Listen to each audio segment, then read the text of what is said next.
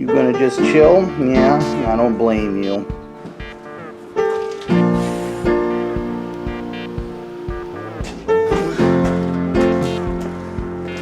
It's freaking hot out.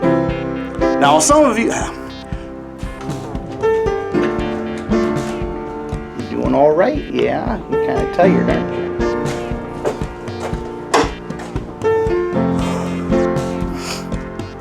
The 07 to 014. 014. How's it going, rednecks? Getting ready to work on the Yukon, and I know it's been a while. I know I don't owe you any excuses, but I'm going to give them to you anyways because they're rather interesting. The first one being this old man right here, just turned 15, so he's not in the greatest of health, but he's out here and still enjoying life. You're a good boy. Happy birthday. The second thing that was stopping me from working on this was this stuff right here. The front of my house had a bunch of brickwork that needed to be done, and the foundation started collapsing, so that was rather unpleasant and unexpected. After I got the foundation done, I was in a rush to finish my mud mower for a mud mower event. I had to get the steering all fixed up, fix the gearbox, went there, and ended up ramping into a tree. The other thing I ended up doing was doing dual rear shocks and upgrading the rear coil suspension on Disaster Transport, and ended up going to Silver Lake on Monday and ran into Westland Diesel. That was rather cool running into him. I gotta say it was pretty awesome to meet him. Now unfortunately this foundation problem set me back a ways because it had to be done, and I had the mud mower event coming up as well as Silver Lake was already scheduled, so the work on Disaster Transport and the work on the mud mower unfortunately will not have a video. The other stuff I have going on is I've been kind of fixing up the house and repainting it, as well as I got the blue Oldsmobile out. I'm working on that to get that thing sold.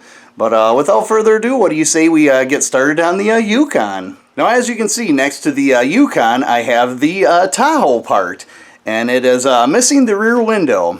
Or is it? The original back to the Tahoe is sitting right here. I took it off and went to LKQ and picked that up for $60. There's a few blemishes in it, but that one's in a heck of a lot better shape than the one on the Yukon. So what I'm going to do is take that one right there, put it on the Yukon, and then take the original one from the Tahoe and put it back on. That way if it rains, it's all set to go. So I'm going to get you guys set up, and we're going to get to swapping all this stuff over. Before I get started, I want to show you what I'm going to be doing and how easy it is to actually change these hatches out. All you want to do is pop open the hatch.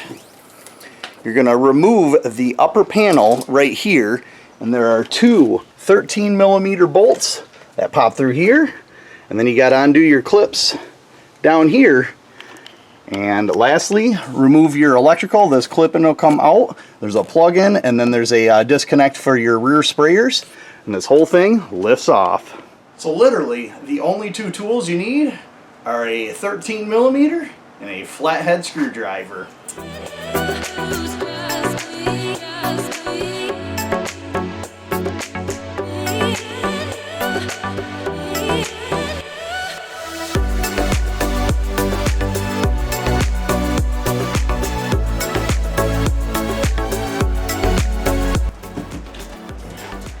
Could have handed me my impact.